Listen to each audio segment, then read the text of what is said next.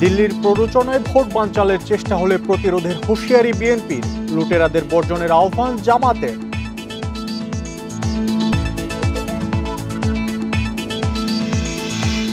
ফরিদপুর ৪ সংসদীয় আসন পুনর্বিন্যাসের প্রতিবাদে বিক্ষোভ।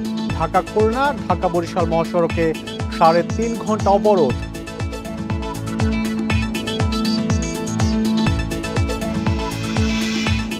জাহাঙ্গীরনগরে মাস্টার্স শেষেও হল ছাড়েননি অনেকে, ঢুকছে বহিরাগতরা। ষষ্ঠ ভোট নিয়ে শঙ্কা, ব্যবস্থা নেবে প্রশাসন।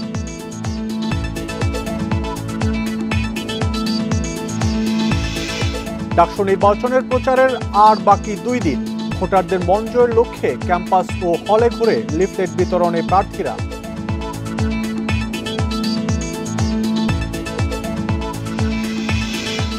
ডেঙ্গুর পাশাপাশি বাড়ছে চিকুনগুনিয়ার সংক্রমণ। মৃত্যু কম হলেও নানা জটিলতা ভোগাচ্ছে রোগীদের, সতর্কতা চিকিৎসকদের।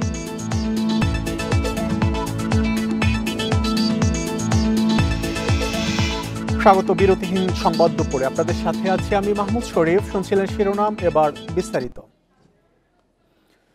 দিল্লির প্ররোচনায় আওয়ামী লীগের সঙ্গে আঁতাত করে কেউ নির্বাচন বানচালের চেষ্টা করলে প্রতিহত করার হুঁশিয়ারি দিয়েছেন বিএনপি চেয়ারপারসনের উপদেষ্টা জয়নুল আবদিন ফারুক।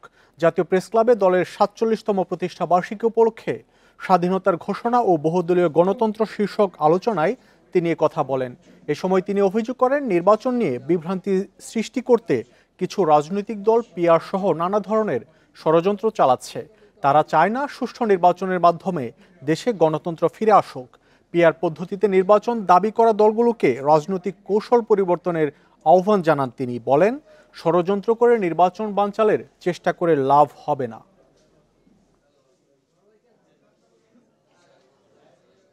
এই নির্বাচনকে বিভ্রান্তি সৃষ্টি করার জন্য আবার নানা পদ্ধতি, নানা কায়দা, নানা মায়ের, নানা মোব সৃষ্টি, নানা পিপিপিআর এইসব সৃষ্টি করে নির্বাচন বানচাল করার একটা প্রক্রিয়া শুরু করছে। দিল্লির প্ররোচনায় বাংলাদেশের কিছু লোক যদি আবার আওয়ামী লীগের সাথে আঘাত করে এই প্রফেসর ইউনূস সরকারের একটি নির্বাচনকে বানচাল করার চেষ্টা করেন, জনগণ প্রতিহত করবে। দেশের সম্পদ লুট করবে না এমন মানুষকে ভোট দিতে জনগণের প্রতি আহ্বান জানিয়েছেন জামাত ইসলামীর আমির ডাক্তার শফিকুর রহমান। দুপুরে রাজধানীর কাফরুলে আয়োজিত ফ্রি মেডিকেল ক্যাম্পে এই আহ্বান জানান তিনি। বলেন, ক্ষমতায় গেলে স্বল্প টাকায় সরকারি প্লট ও করমুক্ত গাড়ি নেবে না জামাত। রাজধানীর কাফরুলে মণিপুর স্কুলে একদিনের এই ফ্রি মেডিকেল ক্যাম্পের আয়োজন করে জামায়াতে ইসলামী। ওপেন হার্ট সার্জারির পর প্রথমবারের মতো জনসম্মুখে আসেন দলের শীর্ষ নেতা ডাক্তার শফিকুর রহমান। সোহরাওয়ার্দী উদ্যানের সমাবেশে অসুস্থতা ও চিকিৎসার কথা তুলে ধরে জামায়াতের আমির বলেন, টাকা থাকলেই বিদেশি চিকিৎসা নেওয়ার মনোভাব থেকে সরে আসতে হবে। মেডিকেল ক্যাম্প প্রমাণ করে দেশের স্বাস্থ্যসেবা উন্নত নয়। বাংলাদেশে চিকিৎসা নেওয়াটা ছিল, যারা অল্প কিছু হলেই, হাঁচি কাশি হলেই বিদেশে দৌড় দেন, তাদের সেই উদ্যোগের প্রতিবাদ। কেন যাবেন? বিশেষ করে রাজনৈতিক মহলের বন্ধুদেরকে বলবো, যে এই চিকিৎসা একেবারেই বাংলাদেশের প্রাপ্যতা নাই, পাওয়া যায় না, তার জন্য যান, আমার কোনো আপত্তি নাই। কিন্তু যে চিকিৎসা বাংলাদেশে আছে তার জন্য যাওয়া উচিত নয়। জামায়াত ক্ষমতায় গেলে স্বল্প টাকায় সরকারি প্লট ও করমুক্ত গাড়ি নেবেন না তারা। বলেন, এমন ব্যক্তিকে ভোট দিতে হবে যারা জনগণের সম্পদ লুট করবে না।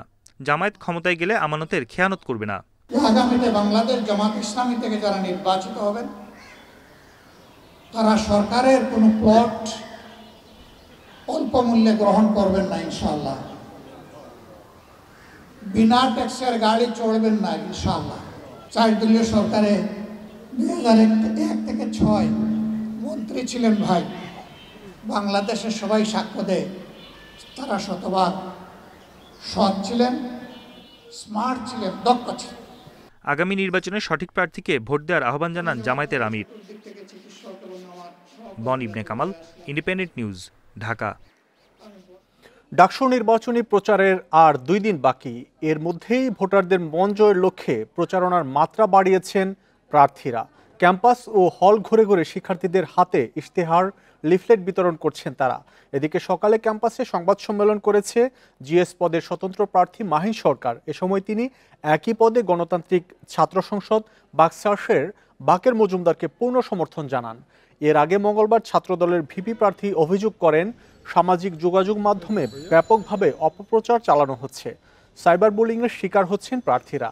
একই অভিযোগ করে ছাত্র শিবিরও। পরে বিশ্ববিদ্যালয় কর্তৃপক্ষ জানায় সাইবার বুলিং যারা করছে তাদের বিরুদ্ধে কঠোর ব্যবস্থা নেওয়া হবে।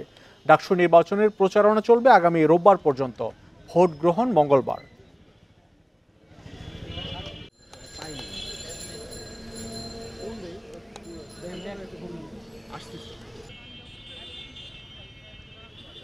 ডাকসু নির্বাচনের প্রচারণার কার্যক্রমের আরো খবর জানবো। ঢাকা বিশ্ববিদ্যালয় থেকে যোগ দিচ্ছেন সহকর্মী মামুনুর রহমান। মামুন, আর তো মাত্র দুদিন বাকি প্রচারণার। আজকে প্রার্থীরা কি কি প্রত্যাশা দিয়ে, কি কি আশা দিয়ে প্রচারণা চালাচ্ছেন? আর সারাদিনে বেশ কয়েকটি ঘটনা ঘটেছে। আজকে ঢাকা বিশ্ববিদ্যালয়ের মধ্যে মাহিন সরকার সমর্থন জানিয়েছে আব্দুল কাদিরকে, এরকম আর কি কি ঘটনা ঘটেছে?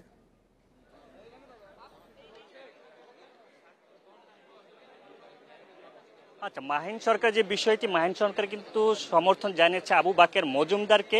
তিনি বলেছেন সে যে পদে দাঁড়িয়েছে সেই পদে সে তার ব্যালট নাম্বার ঠিকই থাকবে, কিন্তু তার পূর্ণ সমর্থন থাকবে আবু বাকের মজুমদারের উপরে।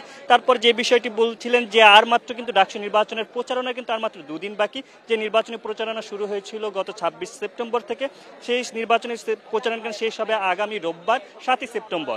এই সেপ্টেম্বর প্রচারণার শুরুতে যেহেতু আজকে শুক্রবার হলগুলো খোলা আছে, কিন্তু যে ক্যাম্পাস বন্ধ আছে, ক্যাম্পাসের যে আবাসিক অনাবাসিক শিক্ষার্থীদের পদচারণা কম হয়, কিন্তু আজকের যে প্রার্থীরা আছে তারা কিন্তু হল কেন্দ্রিক প্রচারণা চালাচ্ছেন। হলে আজকে জুম্মার নামাজের পর কিন্তু আমরা প্রচারণার বিভিন্ন হলে লক্ষ্য করেছি। আমরা এই মুহূর্তে আছি ঢাকা বিশ্ববিদ্যালয় সূর্য সেন হলে। সেই সূর্য সেন হলে কিছুক্ষণ আগে যে ছাত্র শিবির মনোনীত যে প্যানেল থেকে যে আবু সাদিক কাইম তারা প্রচারণা চালিয়েছেন, এছাড়া বাকশাসের যে প্রার্থীরা রয়েছেন তারা প্রচারণা চালিয়েছেন। তারা কিন্তু সকলেই শিক্ষার্থীদের কাছে যাচ্ছেন এবং তাদের আশ্বাস দিচ্ছেন, তাদের ইশতেহার তাদের সামনে তুলে ধরছেন এবং বলছেন যে ক্যাম্পাস নিরাপত্তা খাতিরে এবং নারীদের নিরাপত্তার বিষয়টি কিন্তু ছাত্র শিবিরের প্যানেল থেকে আবু সাদিক ক্যাম্প তুলে ধরেছিলেন, যে নারীদের যে নিরাপত্তার বিষয়, নারীদের প্রতি তাদের যে ভাবভঙ্গি আচরণ কি হবে সে বিষয়টি শিক্ষার্থীদের মাঝে কিন্তু তারা তুলে ধরছেন। এবং অন্যান্য যে সুযোগ সুবিধা, যেমন আবাসিক সংকট থেকে শুরু করে ক্যান্টিনে খাদ্য সমস্যা থেকে শুরু করে ক্যাম্পাসের নিরাপত্তা পরিবেশ থেকে শুরু সকল বিষয় কিন্তু শিক্ষার্থীদের বুঝিয়ে তারা কিন্তু তাদের ব্যালট নাম্বারে ভোট চাচ্ছেন। এবং তারা আশা করতে বলছেন যে তারা এবার যদি সুযোগ পায় শিক্ষার্থীদের প্রতিনিধি হওয়ার, তাহলে কিন্তু তারা সেটি বাস্তবায়ন করেন। বিগত যারা ডাকসু নেতারা ছিলেন তারা কিন্তু যা বাস্তবায়ন করতে পারেনি, এবার তারা আশ্বাস দিচ্ছেন যে গণ অভ্যুত্থানের পর যে সরকার এসেছে, যে ছাত্র প্রতিনিধিরা আসবেন তারা কিন্তু ছাত্রদের হয়ে কাজ করবেন এবং তারা ছাত্রদের কাছে জবাবদিহিমূলক একটি আচরণ করবেন। ছাত্রদের কাছে ছাত্রদের জন্য কাজ করতে তারা কিন্তু এক প্রকার বাধ্য বলছিলেন। তারা বলছিলেন যে যেহেতু আর মাত্র দুদিন বাকি আছে, সেহেতু কিন্তু প্রচারণা যেটা আছে সেটা হল কেন্দ্রিক না হলে, হলে যেহেতু শিক্ষার্থীদের ভোটার সংখ্যা অনেক, সেক্ষেত্রে আমরা জানি যে জিএস পদে মাহিন সরকার বাকের মজুমদারকে সমর্থন জানিয়েছে। এই যে সমর্থন জানালো, এক প্রার্থী আরেক প্রার্থীকে সমর্থন জানালো, এটি নিয়ে অন্য যারা আছেন প্রার্থী তাদের কোনো প্রতিক্রিয়া জানতে পেরেছেন কিনা?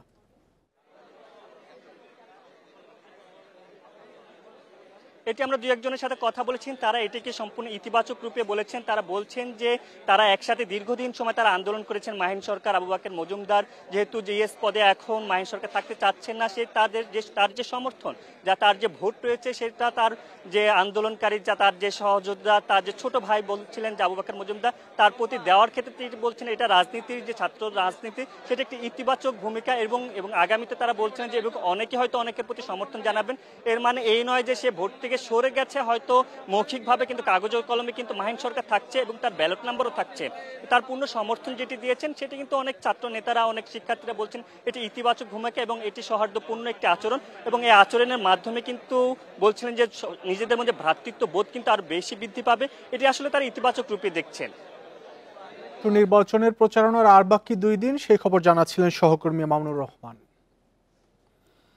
জাহাঙ্গীরনগর বিশ্ববিদ্যালয় প্রশাসনের নির্দেশনার পরও হল ছাড়েননি মাস্টার্স শেষ হওয়া অনেক শিক্ষার্থী।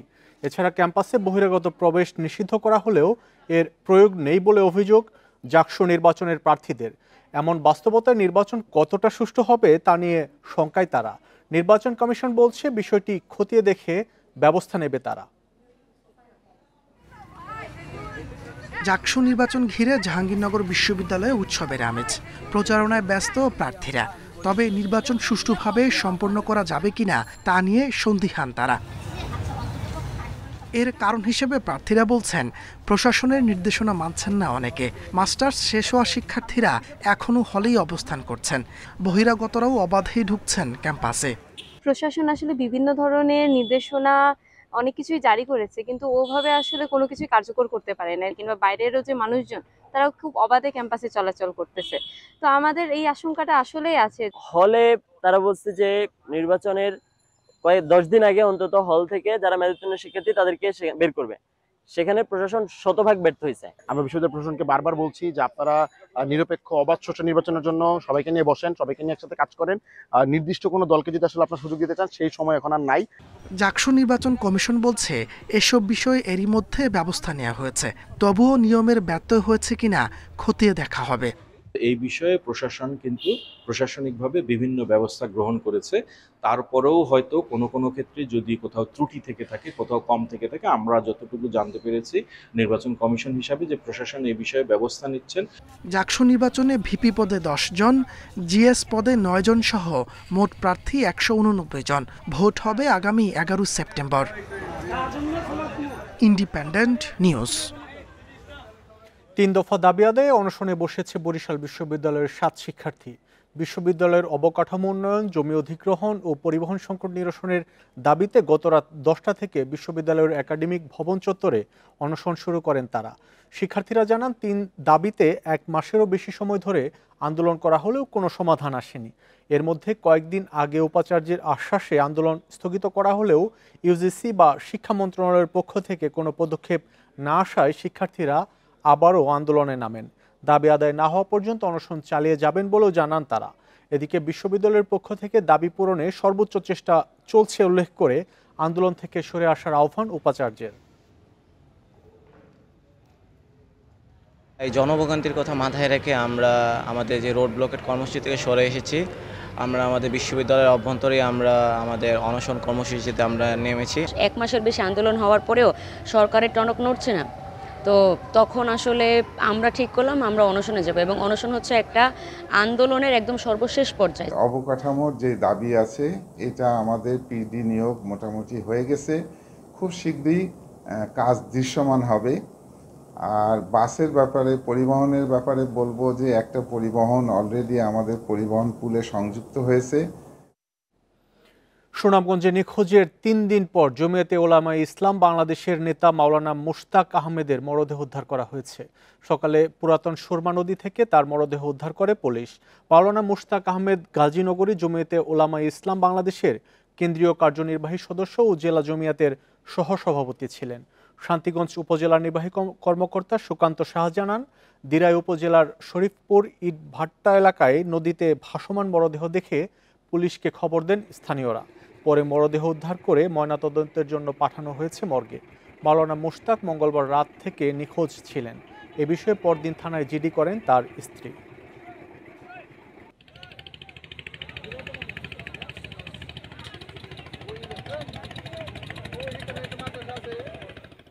ফরিদপুরের ভাঙ্গা উপজেলার আলগি ও হামিরদি ইউনিয়নকে ফরিদপুর 4 থেকে ফরিদপুর 2 আসনে অন্তর্ভুক্ত করে গ্যাজেট প্রকাশের প্রতিবাদে 3.5 ঘন্টা মহাসড়ক অবরোধ করে এলাকাবাসী। নির্বাচন কমিশনের সিদ্ধান্ত বাতিল করে 2 ইউনিয়নের পুনর্বহাল চান তারা। সকাল 9টা থেকে ভাঙ্গা গোলচত্বর এলাকায় মহাসড়কে বিক্ষোভ করেন স্থানীয়রা। এতে ঢাকা, খুলনা ও ফরিদপুর বরিশাল মহাসড়কে যান চলাচল বন্ধ হয়ে যায়। দীর্ঘ যানজটের সৃষ্টি হয়। পরে দুপুর 12:30টার দিকে প্রশাসনের আশ্বাসে অবরোধ তুলে নিলে যান চলাচল স্বাভাবিক হয়।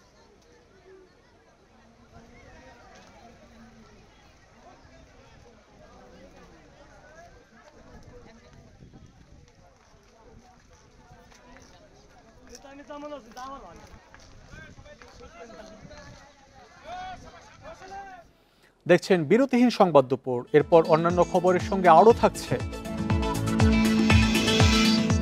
আরও 30 বাংলাদেশিকে ঢাকায় ফেরত পাঠালো যুক্তরাষ্ট্র। এ নিয়ে দেশে ফিরলেন মোট 188 জন। অবৈধ অবস্থানের অভিযোগ। সপ্তাহের ব্যবধানে রাজধানীর বাজারে মুরগির দাম কেজিতে বেড়েছে 10 থেকে 20 টাকা, কিছুটা কমেছে সবজির দাম।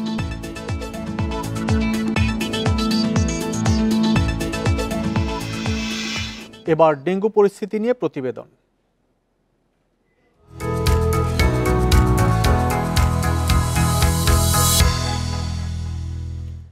ডেঙ্গুর পাশাপাশি বেড়ে চলছে চিকুনগুনিয়ার সংক্রমণ। জ্বরে আক্রান্ত হয়ে পরীক্ষা করতে যাওয়ার শতকরা 65 জনের শরীরে ধরা পড়ছে এই রোগ। রাজধানীর সরকারি 2 প্রতিষ্ঠান আইইডিসিআর ও ন্যাশনাল ইনস্টিটিউট অব ল্যাবরেটরি মেডিসিনের হিসাবে মিলেছে তথ্য। বিশেষজ্ঞরা বলছেন, সরকারি হাসপাতালগুলোতে রোগ শনাক্ত না হওয়ায় প্রকৃত সংক্রমণের মাত্রা ও বিস্তৃতি অজানা থাকছে। রাজধানীর আগারগাঁওয়ে national institute of laboratory medicine ও রেফারেল সেন্টারে ঠান্ডা, জ্বর ও কাশি নিয়ে প্রতিদিন পরীক্ষা করতে যান 500 থেকে 600 রোগী। গায়ে ব্যথাসহ ভাইরাস জ্বর নিয়ে যারা এই ল্যাবরেটরি সেন্টারে পরীক্ষা করতে গেছেন, তারা জানতে চান ডেঙ্গু, চিকুনগুনিয়া নাকি অন্য কোনো ভাইরাসে আক্রান্ত। গেল জুলাই ও আগস্টে আরটিপিসিআর পরীক্ষায় দেখা গেছে এ ধরনের রোগীদের 65%ই চিকুনগুনিয়ায় আক্রান্ত। আমরা এই বছরে এখন পর্যন্ত টোটাল 5,500 মতো ডেঙ্গু টেস্ট করেছি, আর চিকুনগুনিয়া টেস্ট করেছি 2,000 মতো। এটা হচ্ছে আমি শুধুমাত্র র্যাপিড টেস্ট বা আইসিটির কথা বলছি। এর মধ্যে ডেঙ্গু এবছর কম, কিন্তু চিকুনগুনিয়ার রেট বেশি। ট্রাইপ্লেক্স পিসিআর করি, যেটাতে ডেঙ্গু, চিকুনগুনিয়া এবং জিকা একই সাথে ডায়াগনোসিস করা যায়। তো এটা আমরা করেছি 2 মাসে 120টা। এর মধ্যে আমরা 65% চিকুনগুনিয়া পজিটিভ পেয়েছি। এদিকে রোগতত্ত্ব, রোগ নিয়ন্ত্রণ ও গবেষণা ইনস্টিটিউটে জুলাই মাসে 166 পরীক্ষায় চিকুনগুনিয়া ধরা পড়েছে 97 জনের, আর আগস্টে 196 পরীক্ষায় শনাক্ত হয় 131।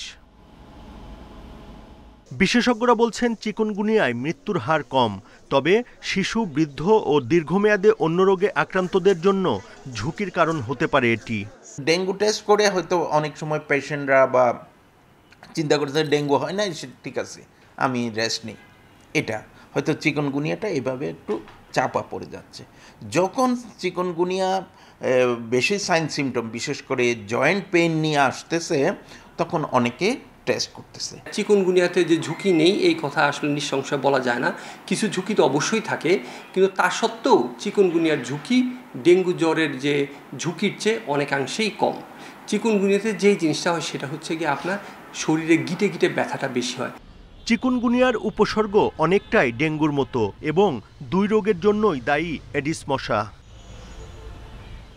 Buddhadeb Kundu, Independent News, Dhaka. এ নিয়ে আলোচনা করতে রাজধানীর লালমাটিয়া থেকে আমাদের সাথে যুক্ত হচ্ছেন জনস্বাস্থ্য বিশেষজ্ঞ অধ্যাপক আবু জামিল ফয়সাল। জনাব আবু জামিল ফয়সাল, আপনাকে স্বাগত। শুরুতে যে বিষয়টি জানতে যাচ্ছি, এই যে ডেঙ্গুর পাশাপাশি চিকুনগুনিয়ার সংক্রমণ বাড়ছে, আসলে প্রাথমিক কি কি লক্ষণ দেখা দেয় এই চিকুনগুনিয়ায়?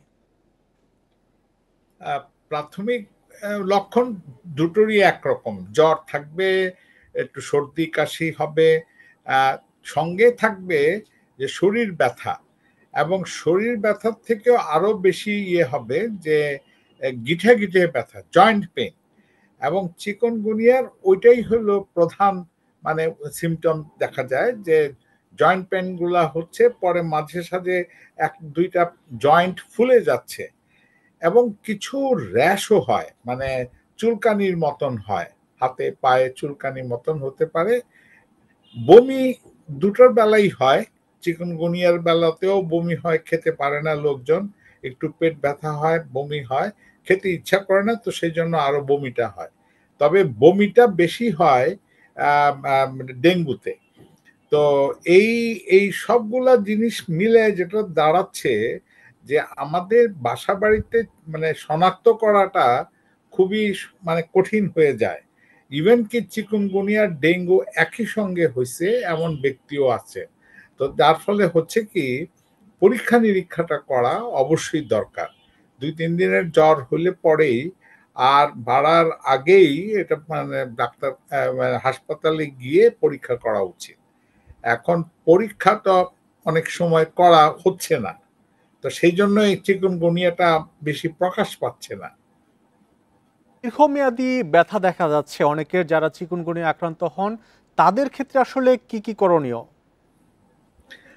ঠিক তাদের ক্ষেত্রে করণীয় হলো যে কোনোভাবে অ্যাসপ্রিন জাতীয় ঔষধ মানে ব্যথা কমার জন্য অ্যাসপ্রিন জাতীয় ঔষধ না খাওয়া, এবং অ্যাসপ্রিন জাতীয় ঔষধ খেলে ডেঙ্গুতে আরো বেশি ব্লিডিং হতে পারে। আগে আমি যেটা বলছিলাম যে ডেঙ্গু আর চিকুনগুনিয়া একসঙ্গে হতে পারে, সেই ক্ষেত্রে অ্যাসপ্রিন জাতীয় বা আইবুপ্রোফেন জাতীয় ডাইক্লোফেনাক জাতীয় ঔষধ একেবারেই খাওয়া উচিত হবে না। প্যারাসিটামল খেতে পারে, তাও চিকিৎসকের পরামর্শে এটা খেতে পারে। জয়েন্ট পেইন গুলা কমানোর জন্য বেশি হলো রেস্ট করা উচিত। আর হলো যে মানে আমাদেরকে দেখতে হবে যে সে যাতে করে স্বাভাবিক জীবনটা যেন বজায় রাখে, খাওয়া দাওয়াটা ঠিক করতে হবে, ভিটামিন সি যুক্ত খাবার বেশি খাবে, যেমন লেবু, পানি বেশি করে খাবে। মানে ডিহাইড্রেশন হতে থাকে, তখন জ্বর হয়, তো সেজন্য ডিহাইড্রেশন মানে পানি শূন্যতা হয় শরীরে। সেই জন্য মানে নর্মাল খাবারগুলো খেতে হবে, ভাজা পোড়া যেন না খায়, খুব অতিরিক্ত চর্বিযুক্ত খাবার না খায়, স্বাভাবিক খাবার খেতে থাকবে। আমরা দেখে থাকি যে করোনা বা ডেঙ্গু মোকাবেলায় স্বাস্থ্য মন্ত্রণালয় সহ প্রশাসনের পক্ষ থেকে বেশ কিছু উদ্যোগ নেওয়া হয়ে থাকে বিভিন্ন সময়। চিকুনগুনিয়া প্রতিরোধে কোনো উদ্যোগ নেওয়া হচ্ছে কিনা?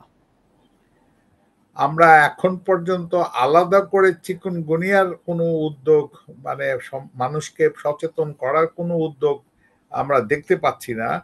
ইভেন এবার যে ডেঙ্গু সারা দেশে হচ্ছেও, এখনো হচ্ছে, এইটাতেও খুব বেশি রকম মানুষকে সচেতন করা এবং কি কি জিনিস করতে হবে, প্রতিরোধ করার জন্য কি করতে হবে কিছুই বলা হচ্ছে না। এখন এটা হলো এরকম একটা অবস্থায় আমরা আছি যখন নাকি প্রশাসন এবং চিকিৎসা ব্যবস্থাপনার লোকজন ঠিক কিভাবে কাজ করবে এবং কিভাবে এটা দ্রুত মোকাবেলার জন্য যাবে, ওই ধরনের কোনো পরিকল্পনা করেই উঠে নাই।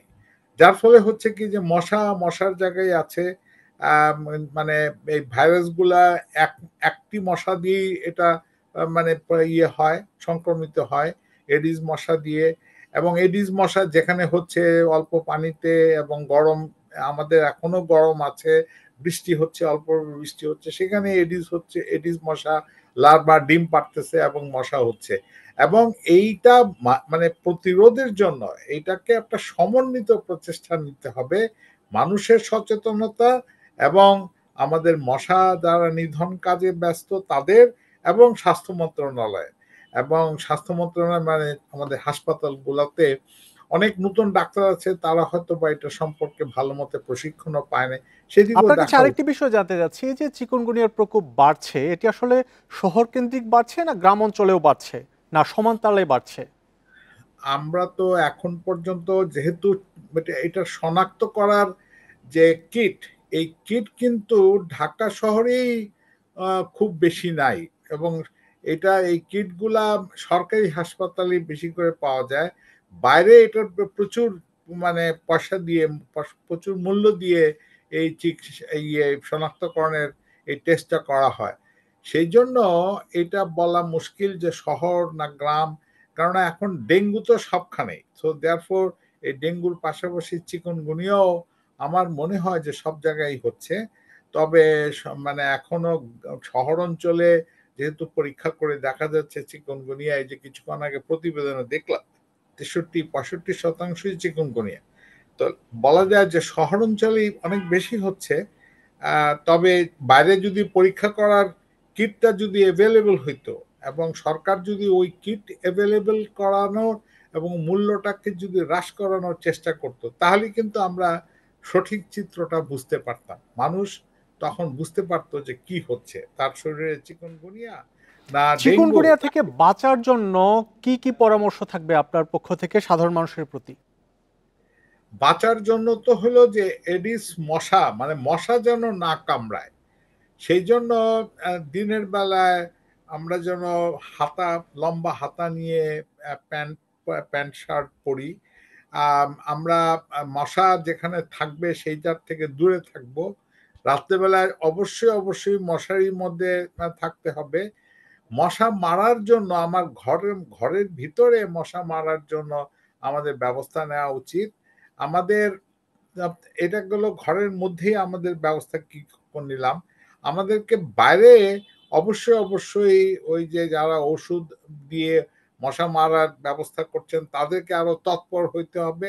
আমাদের হাসপাতালগুলো আরো তৎপর হয়ে মানে একদমই প্রাথমিক পর্যায়ে তারা যেন মানুষকে বলতে পারে যে ঘাবড়ানোর কোনো কারণ নাই। এটা মানে আপনি যদি রেস্ট নেন, পানি বেশি করে খান, লবণ খান, লেবু জাতীয় পানি খান, তাহলে পরে অনেক ভালো হবে। এখানে খেয়াল রাখতে হবে যে এই চিকুনগুনিয়া যাদের নাকি ডায়াবেটিস এবং ব্লাড প্রেশার আছে তাদের বেলায় কিন্তু খুবই মানে কষ্টদায়ক হয়ে যায়। চিকুনগুনিয়াতে মৃত্যুর হার কম, কিন্তু ডেঙ্গুতে তো মৃত্যুর হার বেশি।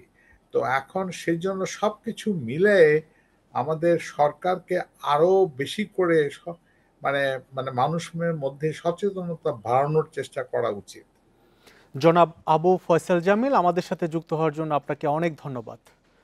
ডেঙ্গুর পাশাপাশি চিকুনগুনিয়া সংক্রমণও বাড়ছে নিয়ে আলোচনা করতে আমাদের সাথে যুক্ত ছিলেন জনস্বাস্থ্য বিশেষজ্ঞ জনাব আবু জামিল ফয়সাল। যুক্তরাষ্ট্র থেকে দেশে ফেরত এসেছেন আরও ৩০ বাংলাদেশি। বৃহস্পতিবার রাতে একটি চার্টার্ড ফ্লাইটে হজরত শাহজালাল আন্তর্জাতিক বিমানবন্দরে এসে পৌঁছান তারা। অবৈধভাবে যুক্তরাষ্ট্রে অবস্থান করায় তাদের দেশে ফেরত পাঠিয়েছে মার্কিন কর্তৃপক্ষ। তাদেরকে ফেরত পাঠানোর বিষয়ে বাংলাদেশের পররাষ্ট্র মন্ত্রণালয় ও পুলিশের বিশেষ শাখাকে ইতোমধ্যে অবহিত করা হয়েছে। ২০ জানুয়ারি মার্কিন প্রেসিডেন্ট ডোনাল্ড ট্রাম্প শপথ নেয়ার পর ২৯ জানুয়ারি নির্বাহী আদেশে দেশটিতে অবৈধ অবস্থানকারীদের নিজ দেশে ফেরত পাঠানোর প্রক্রিয়া শুরু হয়। ২ আগস্ট একটি সামরিক উড়োজাহাজে করে প্রথম দফায় এক নারীসহ ৩৯ জন বাংলাদেশিকে ফেরত পাঠানো হয়। এবার ফেরত আসা ৩০ জন সহ এ পর্যন্ত মোট ১৮৭ বাংলাদেশি নাগরিককে ফেরত পাঠিয়েছে ট্রাম্প প্রশাসন।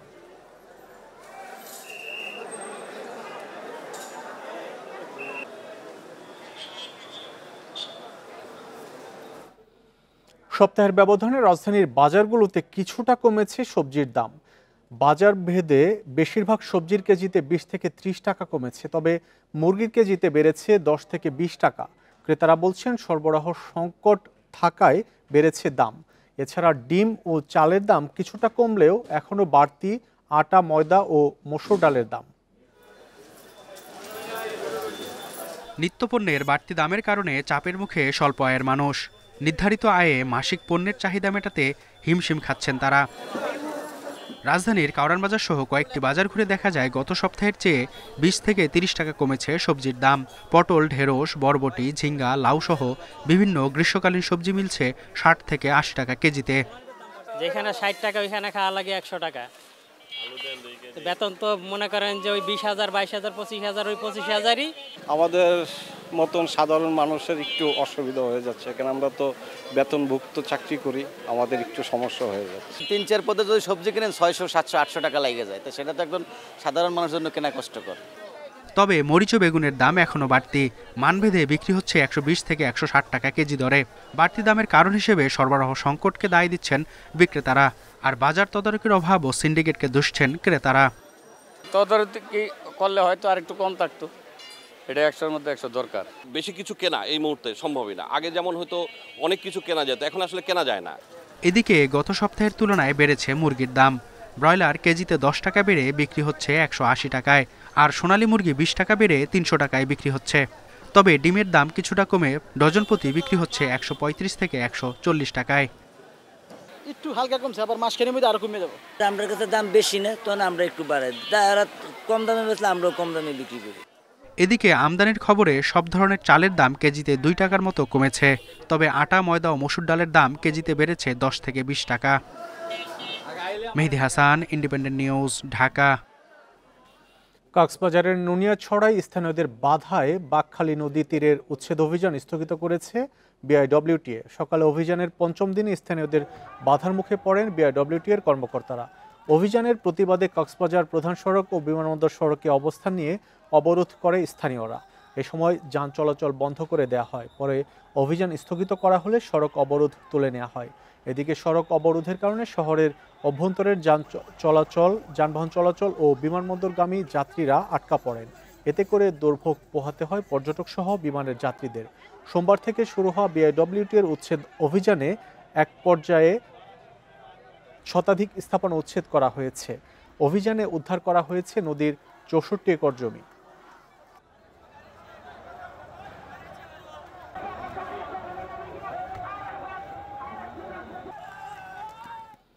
এ নিয়ে আরো জানবো, কক্সবাজার থেকে যুক্ত হচ্ছেন সহকর্মী তৌফিকুল ইসলাম।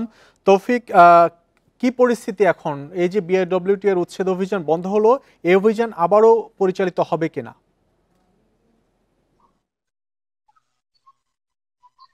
সকাল ৯টার সময় যখন বিআইডব্লিউটি এর কর্মকর্তারা উচ্ছেদ অভিযানের জন্য প্রস্তুতি নিচ্ছিল, যখন তাদের যে যানবাহন অর্থাৎ স্ক্যাভেটার সহ অন্যান্য সরঞ্জামাদি সহ যখন যানবাহন ওই এলাকায় প্রবেশ করছিল, তখন ওই এলাকা থেকে একেবারে শত শত নারী, পুরুষ, শিশু, একেবারে বৃদ্ধ থেকে শুরু করে সবাই রাস্তায় নেমে পড়ে এবং তাদের যানবাহনে বাধা প্রদান করে। এবং তারা বলছিলেন নতুন সীমানা নির্ধারণ না হওয়ার আগ পর্যন্ত এই উচ্ছেদ অভিযান তারা করতে দিবেন। আপনি জানেন আজকে উচ্ছেদ অভিযানের ৫ম দিন ছিল। উচ্ছেদ অভিযানে তৃতীয় দিনেও কিন্তু এই পেশকারপাড়া এলাকায় বাধা দেওয়া হয়েছিল। সেই পেশকারপাড়ায় তারাও উচ্ছেদ অভিযান পরিচালনা করতে পারেনি। তো এখন ৫ম দিনেও কিন্তু এই বাধা আবারও তাদের কাছে আসার পরেই অনেকটা পিছু হটেছে, তারা আজকে উচ্ছেদ অভিযান করতে পারেনি। অনেকটা এলাকার লোকজন অর্থাৎ নুনিয়াছড়া এলাকার লোকজন সড়কে টায়ার জ্বালিয়ে গাছের গুড়ি ফেলে অবরোধ করে রাখে। আপনি জানেন যেহেতু খুব গুরুত্বপূর্ণ সড়ক কক্সবাজারের প্রধান সড়ক এবং বিমানবন্দর সড়ক এলাকায়, সেখানে পর্যটক সহ বিভিন্ন ব্যক্তিরা বিমানবন্দরে যাওয়ার যে সড়কটি আছে সেই সড়ক তারা অবরুদ্ধ করে রাখার পরেই বিমানের সবকটি ফ্লাইট কিন্তু অনেকটা সকাল থেকে ডিলে হয়েছে বলে আমরা জানতে পেরেছি। তবে কক্সবাজারের সাবেক সংসদ সদস্য লুৎফুর রহমান কাজল তিনি এলাকায় আসেন, এলাকার লোকজনের সাথে কথা বলেন এবং তাদেরকে আশ্বস্ত করেছেন যে পরবর্তী কোনো সিদ্ধান্ত না আসা পর্যন্ত এই উচ্ছেদ কার্যক্রম স্থগিত থাকবে। এই আশ্বাসের প্রেক্ষিতে কিন্তু এলাকার লোকজন তাদের যে অবস্থান সেটি অবস্থান যে ধর্মঘট বা বিক্ষোভ সেটি তারা তুলে নেয়। এরপরেই স্বাভাবিকভাবে যান চলাচল স্বাভাবিক হতে সময় লাগে প্রায় 11:30 পর্যন্ত। প্রায় 2.5 ঘন্টা মতো এই যান চলাচল বন্ধ ছিল এবং মানুষের মধ্যে অনেকটা আমরা দুর্ভোগ দেখছি। আপনি জানেন বিআইডব্লিউটি এর বাকখালী নদীর আশপাশের যে স্থাপনা উচ্ছেদ কার্যক্রম পরিচালনা করছেন। বাকখালী নদীর পার্শ্ববর্তী প্রায় 3 শতাধিক মতো স্থাপনা, তারা ঘর এবং দোকানপাট সহ বিভিন্ন স্থাপনা তারা উচ্ছেদ করেছেন। পাশাপাশি বিআরডব্লিউটি এর কর্মকর্তা আমাকে বলেছেন প্রায় 60 একরের চেয়ে বেশি জমি তারা যে বাকখালী নদীর জমি তারা উদ্ধার করেছেন এবং পাশাপাশি সেখানে যে সকল বালির স্তূপ ছিল বা পাথর ছিল সেগুলো নিলামে তারা বিক্রি করে দিয়েছেন। কক্সবাজার এলাকাবাসীর বাধার কারণে বিআরডব্লিউটি এর অভিযান বন্ধ রয়েছে, সে খবর জানাচ্ছিলেন সহকর্মী তৌফিকুল ইসলাম। ব্রাহ্মণবাড়িয়ার নবীনগর থেকে বাঞ্ছারামপুর ফেরিঘাট পর্যন্ত 38 কিলোমিটার আঞ্চলিক মহাসড়কের 135টি স্থানে ঝুঁকিপূর্ণ বাঁক রয়েছে। খানাখন্দের পাশাপাশি অপ্রশস্ত সড়কের কারণে 1 ঘন্টার পথ যেতে সময় লাগে 2.5 ঘন্টা। দুর্ভোগে পড়েন যাত্রীরা। কর্তৃপক্ষ বলছে সড়কটি নতুন করে নির্মাণে ভূমি অধিগ্রহণ ও দরপত্র আহ্বান করা হয়েছে। নবীনগরের কোনাঘাট থেকে বাঞ্ছারামপুরের করইকান্দি ফেরিঘাট পর্যন্ত আঞ্চলিক মহাসড়কের চিত্র এটি। সেখান থেকে ফেরি পার হয়ে নারায়ণগঞ্জ হয়ে যাওয়া যায় ঢাকায়। তবে অবকাঠামো দুর্বলতার কারণে দুর্ভোগে সড়ক ব্যবহারকারীরা।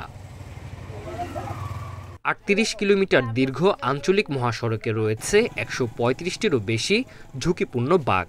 ভাঙা রাস্তা, খানাখন্দের জন্য প্রায় ঘটছে দুর্ঘটনা। অবস্থা বেশি ভালো না, ভাঙ্গা অনেক অবস্থা খুব খারাপ। অনেক আঁকাবাঁকা রাস্তা, প্রায় 142টা মোড়ের মতো আছে। অনেক যাতায়াত করে লোক, তো আমাদের মোড়ের জন্য অনেক কষ্ট হয় চলাফেরা। নিয়ম অনুযায়ী আঞ্চলিক মহাসড়ক 34 ফুট প্রশস্ত হওয়ার কথা থাকলেও এই সড়কের প্রস্থ মাত্র 12 ফুট।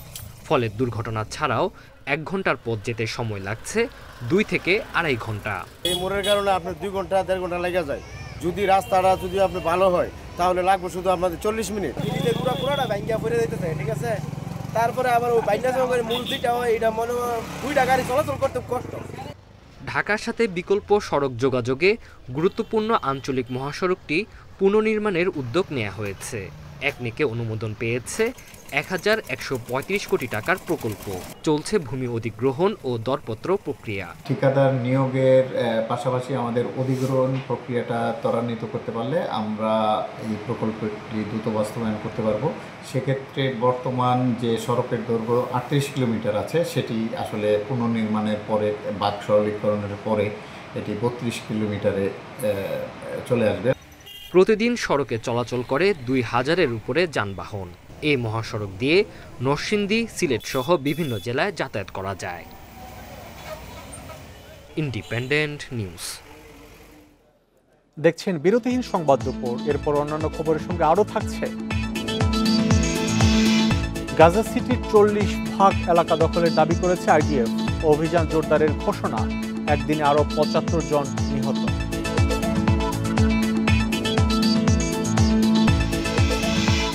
দেশের মাটিতে মেসির শেষ ম্যাচে জোড়া গোল। ভেনেজুয়েলাকে হারালো আর্জেন্টিনা, চিলিকে হারিয়ে বড় জয় ব্রাজিলের।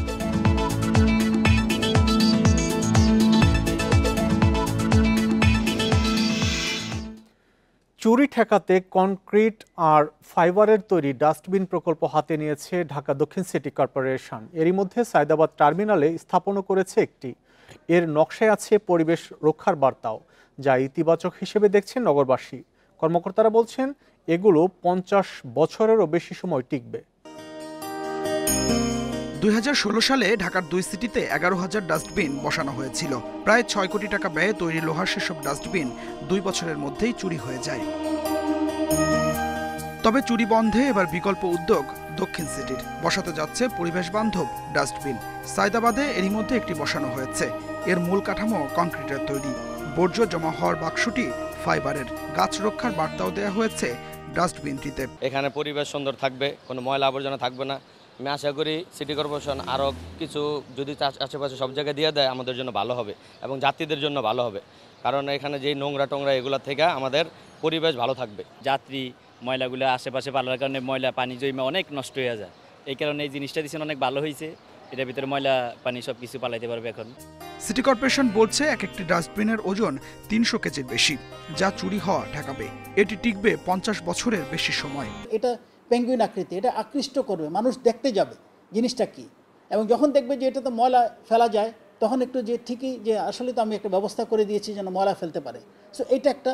আর প্লাস আপনি যদি সাইডে দেখেন এখানে কিন্তু এটা গাছের গুঁড়ি দিয়ে, এটা গাছের গুঁড়িও হলো, গাছের গুঁড়ি দিয়ে কিন্তু একটা প্যাটার্ন করা হয়েছে, যেখানে আমরা এটা কিন্তু একটা রিফ্লেকশন হচ্ছে যে আমরা যেন গাছ না কাটি, এবং যদি গাছ কাটাও হয় এটা পরিবর্তে যেন আমরা যেন ওখানে আবার গাছ রিপ্লেস করে নতুন গাছ লাগাই। সায়দাবাদ টার্মিনাল এলাকায় এমন ডাস্টবিন বসবে আরও অন্তত ৩০টি। পর্যায়ক্রমে বিভিন্ন পার্ক, খেলার মাঠ এবং জনবহুল এলাকায়ও বসানোর পরিকল্পনা ডিএসসিসির। Adilur Rahman, Independent News, Dhaka. এবার যশোরাঞ্চলের ড্রাগন ফলের ব্যবসায় ধস নেমেছে। উৎপাদন খরচ না ওঠায় মাথায় হাত কৃষকদের। কেজি প্রতি ৪০ টাকা করে পাচ্ছেন তারা। আবার ফলের আকারও হয়ে যাচ্ছে ছোট। সংশ্লিষ্টরা বলছেন অতি বৃষ্টি কৃষকদের দুর্দশার মূল কারণ। কোটচাঁদপুরের লক্ষ্মীকুণ্ড গ্রামের শাহজাহান খানের স্বপ্ন বিবর্ণ হয়ে গেছে। ২০ বিঘা জমিতে ড্রাগন ফলের আবাদ করে অনেক মুনাফার আশা করেছিলেন তিনি। বিঘা প্রতি খরচ করেছেন ১.৫ লাখ টাকারও বেশি। আর এবছর অতিবৃষ্টি, সেই হিসেবে আপনার ফলন, প্রোডাকশন কম, বাজারও কম।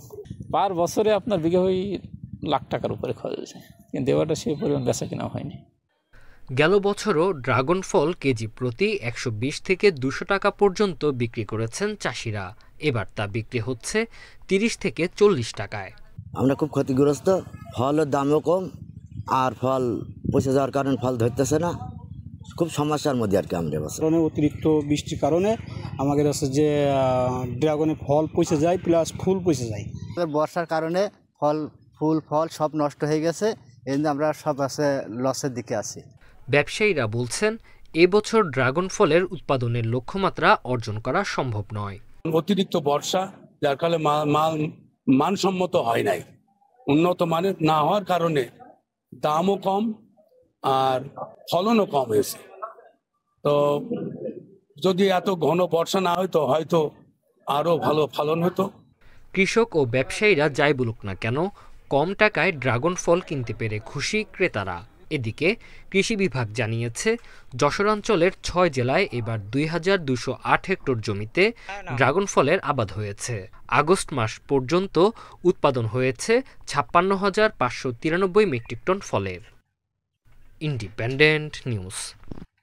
হামজা চৌধুরীর আগমনে দেশের ফুটবলে যেমন আলোচনার ঝড় উঠেছিল, তেমনি এবার রাগবিতেও শুরু হচ্ছে নতুন অধ্যায়। যুক্তরাজ্যের প্রথম বিভাগের খেলা হাসান খন্দকার এসেছেন জাতীয় দলে, আর তার সঙ্গে যেন খুলে যাচ্ছে অনেক সম্ভাবনার দরজা। বাংলাদেশে রাগবির জনপ্রিয়তা সীমিত, মাঠ সংকট, সুযোগ সুবিধার ঘাটতি, সবকিছুর মধ্যেও কিছু তরুণ প্রতিদিন ঘাম ঝরাচ্ছেন। সেই অনুশীলনে বাড়তি নজর যুক্তরাজ্য প্রবাসী হাসানের দিকে। নিজে অনুশীলন করছেন, সতীর্থদেরও শেখাচ্ছেন। নিজের অভিজ্ঞতা ও আন্তর্জাতিক খেলাধুলার পরিবেশ সম্পর্কে জানিয়ে বদলে দেন সতীর্থদের মনোভাব। তার চোখে মুখে ভেসে ওঠে বিশ্বাস, রাগবিও একদিন হতে পারে বাংলাদেশের জনপ্রিয় খেলাগুলোর একটি। ইংলিশ প্রিমিয়ার লিগ জানো, তোমার সবাই বলবা ইয়েস, হ্যাঁ হামজা তো প্রিমিয়ার লিগের জন্য খেলছে, that's why he is so famous. হ্যাঁ তুমি তো জানো প্রিমিয়ার লিগ তো বড়। আমি তোমাকে জিজ্ঞেস করি যদি রাগবি বুঝো, some will say yes, some will say no, হ্যাঁ। So it is the difference. Cricket is number 1, তারপরে football. Can we make rugby number 3? হ্যাঁ, সো দ্যাটস আওয়ার প্ল্যান। কেবল হাসানই নন, সামনে এসএ গেমসকে ঘিরে আরও কয়েকজন প্রবাসী রাগবি খেলোয়াড় যোগ দিচ্ছেন লাল সবুজের দলে। যুক্তরাজ্য কিংবা যুক্তরাষ্ট্রের বয়সভিত্তিক পর্যায়ে খেলার অভিজ্ঞতা থাকা এসব তরুণদের নিয়ে রাগবিতে নতুন দিনের সম্ভাবনা বাংলাদেশের। এক জায়গাতে শুরু করতে হবো, এটা হচ্ছে শুরু হবে নেপালে। হ্যাঁ, এই ক্যাম্পেইন থেকে শুরু হইব। আমরা নেপালে হোপফুলি ইনশাল্লাহ will try our best, hopefully to win it. তারপরে 2-3 মাস হয়েছে, then practice 7 Asian game, hopefully we medal. হ্যাঁ, আমাদের ইচ্ছা আছে একটা মেডেল করতে, আমাদের মোটিভেশন আছে মেডেল করতে।